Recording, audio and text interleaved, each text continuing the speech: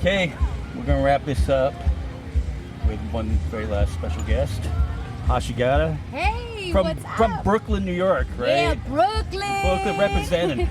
I'm from Boston, so. Oh, nice, Yeah. Boston. Boston. Boston. Yeah, They say yeah, coffee, we say coffee. yeah. Yeah. Yeah. Cough. What brought you to Phoenix, though? Well, okay, so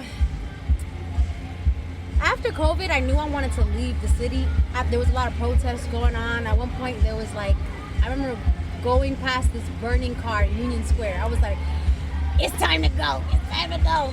So, but my wife, she was taking on a job out here, and I was like, no, go. I think it's great for you. Like, this is a great opportunity. But at the time, I wasn't gonna come. And I came over here for New Year's 2023, and I was just, we went to culinary dropout in Phoenix. We went to a few different places, and I just fell in love with everybody that I met. I fell in love with the energy. I felt like spiritual when I got here. I felt, coming from New York City where things are just so busy. Like, you don't have any, like, making music is I don't even know how to explain it. When you're an artist in New York City, and if people say, you're an artist, you're in New York City, you're where it's at. But at the same time, it's hard to find space in your mind to do those things because of everything else that's going on. Right. Plus, you're like very busy. You're like just a small fish in a big pond. Yeah. There. Yeah. Well, in the ocean, really. Yeah. New York City. Yeah. So I was doing music out there. I performed at different places, the Metropolitan, a few known places out there.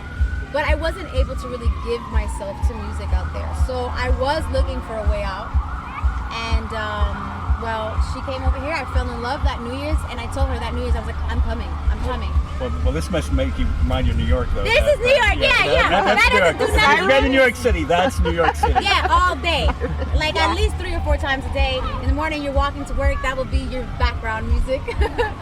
Yeah. I like New York. I like all the food in New York. Yeah. I feel like I need to go back to go eat more. Yes. The food is There's amazing. food everywhere. It's very competitive out there. Food, so it's very rare that I find a bad spot because I think there's so much competition. Like, you can't be a bad spot. You know what I mean? Unless you're a pizza spot.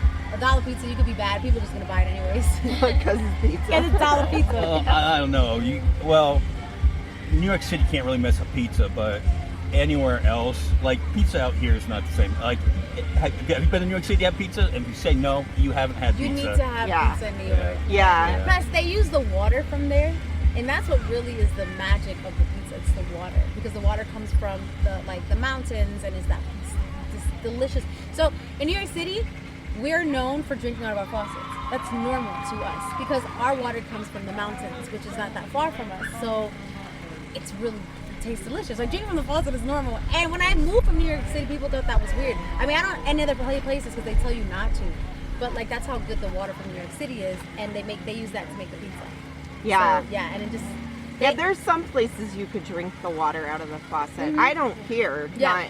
I was told not to. Kingman. Yeah, I was told wouldn't. not to. I wouldn't. But in New York, that's how I grew up. Like, you grab a hose and, actually, right? I remember I used to be a bike messenger in the city. And that's this whole thing on its own. It was a lot of fun. I got hit by a cab a few times. It was amazing. Yeah, have you ever seen the movie Prime Rush? It's a movie called Prime Rush, and that is like being a bike messenger in New York. Literally. What was the one with Kevin Bacon that he did one? Where he was a bike messenger. Kevin Bacon. I can't put a face. Yeah. It could, because I don't remember the name of the actor, so you could be talking about what I'm saying. But I don't remember who. I can't put a face. It's called Prime Rush, though. No. I don't remember. Yeah. Well, I used to do that, and there was a lot of times, especially in the summer, there'd be like an open hydrant, and the kids are playing, and I'll be like filling up my water. You know what I mean? Wow, Like, it's just normal. Or you just go up to the hydrant and just. You'll see businessmen full suit, and they'll be keep it moving. Yeah. So That's so funny. Yeah. It's interesting. I hadn't been back in about a year, no, longer than that, a couple years. And I just went back to New York, and I was like, I felt like a tourist. I was like, oh my God, this is my city. We got off at Penn Station, and I was like walking through MSG, and it was just like, I forgot about the power of that city. I just felt like, it was so beautiful. I feel that way because I went back to Boston in February. Yeah. And I was just like, wow, this is my place. It just felt like It felt normal. These are my people. Yeah. Yeah. No, I went back. It was last weekend, and we're walking through MSU. We're going to the Lower East Side to go hang out with a few people. I used to work at a head shop out there, so it was a tattoo shop, piercing spot. It was called Fantasy Tattoo. He's out. And my cousin, who's younger than me, 10 years younger than me, is working with the people that I used to work with 10 years ago. So they didn't know we were like family or anything, and they said to her, hey, you remind me of this girl named Hashi, da-da-da. And she's like, oh, that's my cousin. And then, like, it turns out she's hanging out with the same crowd that I hung out 10 years ago. So it was like this whole, like, reunion thing that we did last weekend, which was really awesome. And I got to see a lot of, like, the old community, the tattoo community, the piercing community, the alternative community, which was really beautiful. And it just felt so at home. Literally, I was walking down the street, and we got off at MSG, and we're walking to go catch the A train downtown to 7th Street. And I'm like, oh my God, I delivered a package to that building, that building, that building, that building. The elevator sucks. And I'm like, Yeah. you know, and I'm like, and it was just like, wow. Like, I miss it. But I will say this, I love Arizona because as much as big city as I am, I didn't realize how much I yearn for small. Because Phoenix isn't small though. to me, it kind of. Oh man. Well, the thing too, the differences is like, because I'm from Phoenix, Yeah. and yeah, it's a lot bigger than it used to be, but I think I can kind of understand because like in New York, I loved New York, but like to see things, you have to like look up because all the buildings. So maybe there's no mount. Like, that's one thing when I came out here, I was just like, when I got off, when I was actually landing at Sky Harbor, I just was like, the mountains. Oh yeah, all the mountains. I'm like, you can see out here. Like in New York, like you're just kind of walking and you know what street you're on, but you can't really see anything. But like, yeah, if you want to see the sky, you gotta have to look up. directly up because it's just like building. That was one thing I Building. fell in love out here. I fell in love with the vast Like it's space. very open. Yeah. And I'm getting actually into the music community out in Phoenix. I'm performing at Walter Studios June 21st. I perform at a lot of the open mics out there, and I love the community. And for me, I know Phoenix is big, but it's still like, I've met people in New York City, I can meet somebody and never see them again. Right. In Phoenix, the community is small. I know everybody. I know everybody by first name. I know how they're doing. So that intimate relationship that I'm able to create out in Phoenix, I can't do that in New York. It's not the same. I mean, you can, but it's not the same. It's not the same. It's more intimate for me. Yeah. You've got a very unique sound, a great voice, unique sound. Thank you so much. Where does that come from? I mean, what was your influences? So growing up, I remember I had, I'm trying to think. You know so who many. you kind of sound like to me is like Erykah Badu and Bob Marley. Like I So can my hear both dad of those. he used to play Erykah Badu all the time. Oh, in the house. okay. So my dad loved all kinds of music, and I gave it to my father. He listened from everything. Like I was listening to System of a Down. That was one of my first CDs. The Beatles' One City was one of my first CDs. And then I was singing Motown, and then I was singing Shaka Khan. My dad was like, do it again, Shaka Khan, Whitney Houston. So I had everything, to be honest with you. I had my dad used to make me sing all the time Natural Woman by Aretha Franklin. At the time I hated it because I was like, I was 11, 12, and I was like, I don't want to listen to this old shit. But now as an adult, I'm like, oh, thank God I'm listening to that shit because it's so amazing. And I listen to it now like as if I loved it as a child, and I did not. I hated it. But so I would say that my inspirations are Motown. I did listen to Amy, but my first, I think, CD that I listened to on repeat and listened to it like it was like my music, like it was my safe space, was the Pink Misunderstood CD. I don't know if you remember that CD. Yeah, it's a good CD. With Family Portrait and a lot of those things, and I was going through like some messy things at the time. My mom was like in and out of addiction, in prison, and da-da-da-da. And it was a mess, so that CD was like my saving grace. And her voice, I think that deep alto belting, I think Pink was my first inspiration. Even though I did have a lot of other moving parts, but that CD was like I saw her on that tour, and she wasn't feeling well, so she wasn't all glammed up. She just looked like just a regular old person. She didn't do any theatrics. She just went out there and sang, and powerful. She is power. Yeah. I love Pink. I really So love do Pink I. growing up. I love her. No. When I was young, I used to say this when I was like, I want to say like 13. I used to be like, I drink her bath water.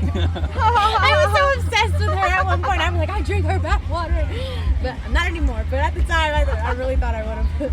But so yeah. But a lot. I will say though, a lot of old school Motown. Like I know a lot of Motown music, a lot, and it's just I love Motown music. Anything really, Four Top. I mean anything Motown. I probably know it. It's actually very rare that I don't know a song, that people put me on to something.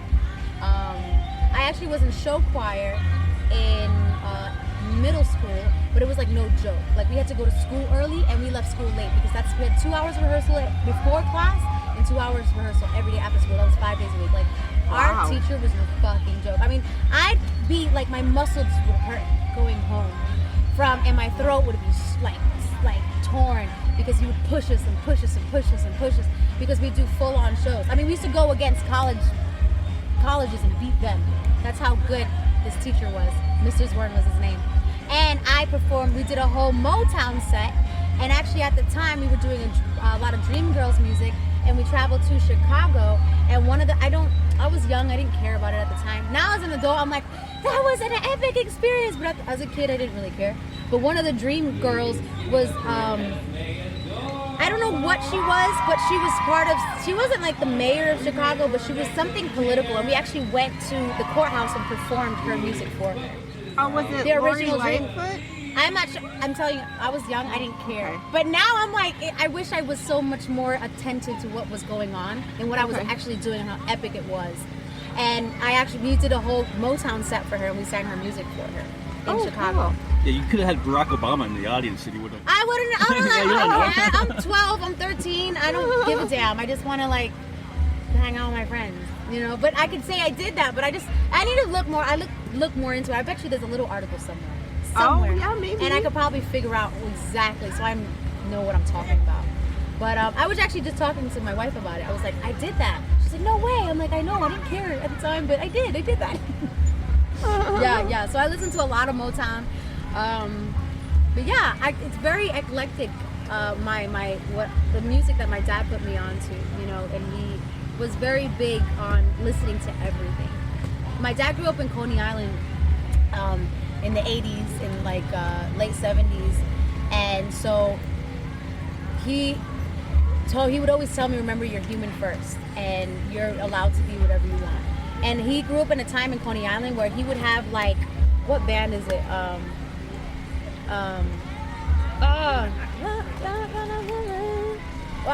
Well, he was listening to Go ahead, sing it real quick. oh shit, okay. You're what I need. What's his name? I can't remember his name. But my dad would listen to a lot of rock, old or classic rock music, and in the time in New York, well, where he was in Brooklyn, he would have a tape and with like hip hop on one side and like classic rock on the other. And when somebody asked him what he was singing, we're listening to, he would switch it to the hip hop spot so he didn't get like jumped and stuff like that, or like made fun of. Like he fought a lot, like in school and everything. And he was always like big on being eclectic and listen to everything and knowing everything. He's like, how can you know if you don't listen to everything? So he was always telling me as an artist, he's like, no, you're gonna listen to this. You're gonna listen to this where it comes from. My dad was like really serious about the art of music, and he like instilled that into me. It was my dad. Yeah, That's cool. Yeah. I don't know why I'm like drawing blanks for all the bands that I grew up on, but he had me listening to everything. It was my dad's doing, definitely. That's great. Yeah. Where did the name come from? Hashigata, that's also my dad's doing. So my middle name is Hashi, which is actually Hoshi. It's Oshi. Oshigata means shining star in Japanese. My mom kind of messed it up. She's Dominican, so when she put it on my birth certificate, she put it as Joshi because J in Spanish makes the sound. So that was like its own thing, calling me Joshi. I didn't like it. And then so I had everybody calling me Hashi, Hoshi. But then when I started getting on stage, people started calling me Hoshi all the time. I get annoyed. I'm like, I'm a woman. That sucks. It's degrading. I hate being welcome Hoshi to the stage. And I'm just like, so I started spelling it Hashi. And my dad used to call me when I was a little girl, Hashigata. So I actually spell it Hashigata, Hashigata, which means a bridge or foundation that holds something up. But what my dad originally named me as was Oshigata, Hoshi, which means shining star. But I don't actually use it because I don't like, but if you don't know me, you're calling me Hoshi and I don't like that. Oh, right. So I changed it. So understandable. Yeah, it was actually, my name came from, changed over the years, but Hashi's my real name. And then I just kind of added Gata because that's what my dad used to call me for fun as a little girl. Yeah. Oh. Then I changed the spelling. So yeah. It's a great story. Mm-hmm. Yeah. Mm-hmm. When did you release your first music? I released my first music, I want to say it was 2018. So I was always making music, doing it for fun, but I wasn't taking it seriously. I didn't have a lot of drive early on. So I was just doing it for fun, And it was like, you can sing. I'm like, yeah, just, whatever. And then in 2018, I went through like this great, no, it was earlier than that. Oh no, it was like 2016. I went through a crazy breakup that really broke me. I mean, it like shattered me. And that's when I got serious about making music and releasing it because I had so much to say. And that's where I put it. So actually 2016 is when I started taking it seriously. That's when I started getting on stage again. Because I used to perform as a kid. And like I said, in like show choir and things like that. But then I left it. I didn't have drive for a while. I went through a lot of crap with my parents and my mom and everything. So I just didn't have drive.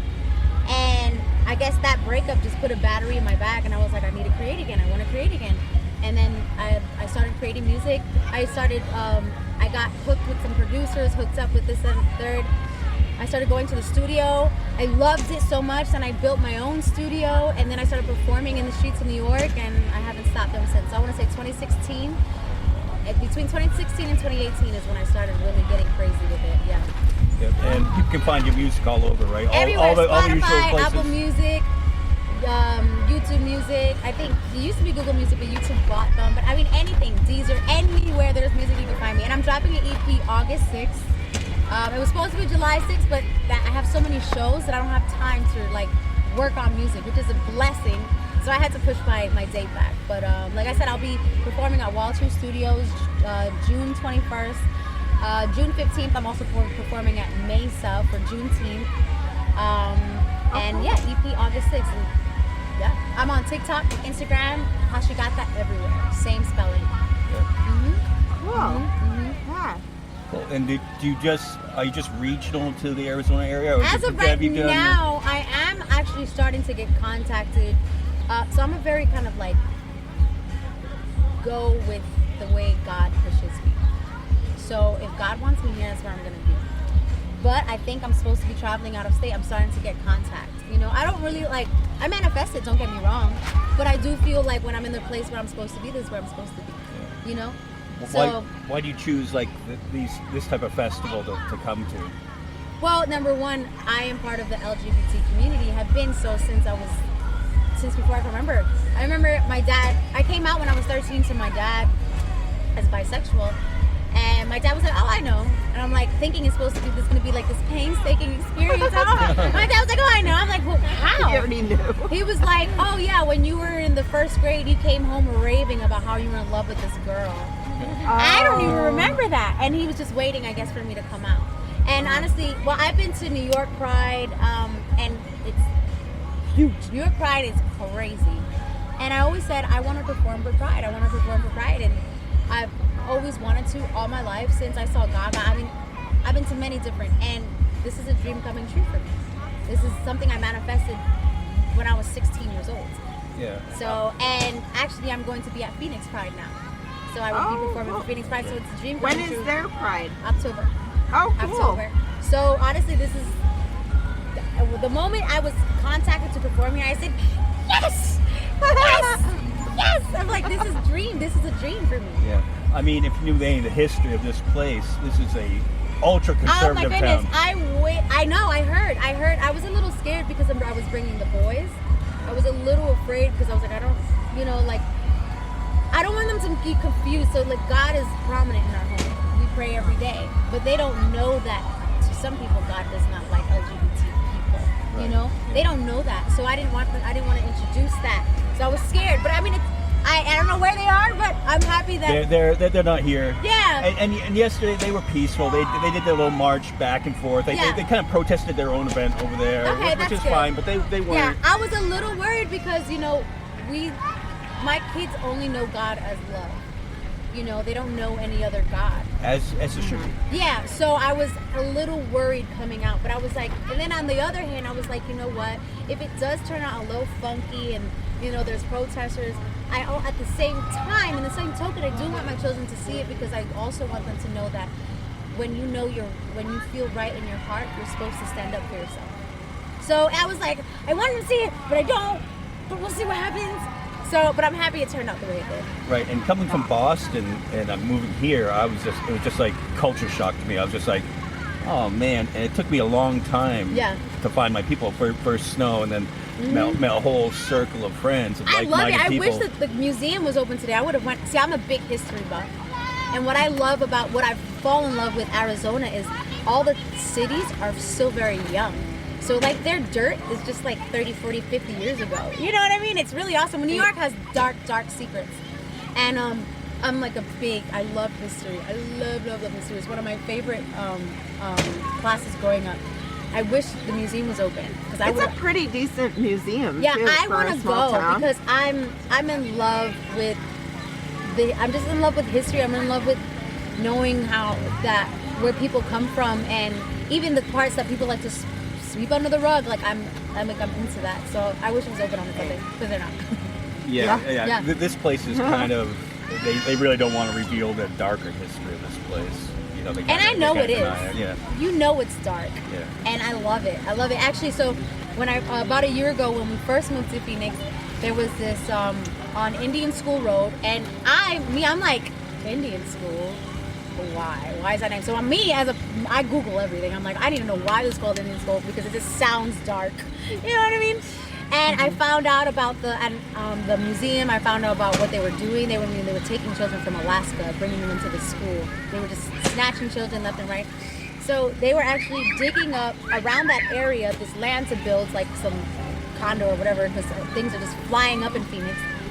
And they found all these children's bones in the ground. This has happened like a year ago. It was on the news, and I was like, it's just crazy. I mean, I'm not saying I enjoy it, but I enjoy it because it's like, as a Puerto Rican woman who we don't really know, Dominican women, we don't really know our history like that. Our history is also really funky like that too. So it's just something like I'm really interested. It's just like deep that. Well, even right over here in this high school, there was a burial ground out there. Yeah. When they did reconstruction, there was a couple of days where they had to stop and call the coroner to come collect human remains. No way. Part of it used to be a cemetery. Yeah. No way. Well, what was it? Long before it was a school. I don't remember what I read it, but it was like some quote that said most of America are really burial spots. You know what I mean? Oh, like, yeah. You don't know. Like in San Diego, they just kind of paved over a lot of graves, and you'll see the grave markers like in the sidewalk too, like especially the old part of San Diego. No way. Yeah, it's like, fun to go on the like the ghost tour thing. I like going on ghost tours. I've never been, but I would definitely do it. If there's a ghost tour, I would definitely do it. I love it. Yeah. I don't know what it is. It's just like the unknown, the turmoil, I love it. I love it. I know. Yeah. And interesting stories too. Yeah, it is. It is very interesting stories. Do you book your own shows, or do you have someone that books your shows for you? So right now, no, I'm booking my shows myself. I manage myself. She helps manages me. Ashley, my girlfriend. So basically, right now, like I said, everything's kind of like very new. I booked myself. We are going to throw a show/listening party for my EP. I do not have a date yet because I'm dropping the EP August 6th. I want the show to be within that month. And that'll be the first show that we do ourselves. Well, I'll send you a message. We have a place down the street here, Blackbridge Brewery, which has a pretty good live venue. We went there last night. Yeah. We went there last night because it was the only place that was open, and we were like, damn, I'm hungry. And it was really neat. Like, I loved the energy of the place. There was a live band there. It was really nice. It was really nice. Yeah, so you should come back on a weekend, have some time, go to the museum. Yes. Yeah. No, I told her I want to come back without, like, a festival. Like, just to be here and, like, enjoy the local area. Oh, you can perform there, too. Yeah, though. that would be a lot of fun. They always have people performing there, right? Like, I think almost every weekend. Yeah. No, I would definitely come back to perform because I want to explore here. I love it. Like, the history of Route 66, the dark history. I know. Oh, we can hook you up with someone. Jim Hinckley. Oh yeah, he does. He knows a ton of history. Yeah, like he does. Does he still do his walking tours where you just walk around downtown? Yeah, he does like a walking tour. She hates it, but I would be like, "Let's go, we're going." She'd be like, "Oh God, we got to do this." But I'm like, all in it. He's a writer. He's written several books about Route 66. He has one, Murder and Mayhem on Route 66. I told her we were driving, and I was like, historic. I was like, "Do you know how many people were killed around on this route?" She's like, "Yeah." Bonnie and Clyde went on Route 66. That was their whole. That was their route. Yeah. No, I was telling her. I remember I was telling you. I was Bonnie and Clyde. They used to just go up and down Route 66, just murdering people. It was just, it was just insane. Robbing and murdering. It reminds me of Natural Born Killers. Oh yeah, they're like the original. Yeah, reminds me of. Oh, I love that movie so much. Yeah. We would love to have you back again. Absolutely, I would love to come back. It was really nice talking to you. Yeah, thank you. Thank you for having me. Thank you so much for coming on. Absolutely, thank you so much. Okay, and I'll tag you in the socials when I publish this. Sounds good. Okay. Thank you. All right, thank you. Thank you. Thank you. Well, 1 second, no, we're not done yet. Oh, okay. I thought we were No, done. we're wrapping up. Okay. We're wrapping up. It's been 2 days of this. Okay. So, we've had many great artists on all weekend long, and I think this was our best one yet, best year yet. Yeah. Right? Best artists on. Yeah. So thank you, everybody. Mohave Pride 2024. And it's gonna only keep getting better and better. I know it does. Every year it gets better. I hope to come back next year. I do. Even if I can't perform, I'll come back. Like, it was beautiful. You're definitely going to perform. Yeah. You're amazing. I know, you have a beautiful voice. Thank you so much. Yeah. Okay. Well, thank you. And that wraps up Mohave Pride 2024. Yeah. All right. Pride. All right. We'll talk to y'all later. Thank you so much. Sorry. Thank you so much. I want to go to the Dominican so bad.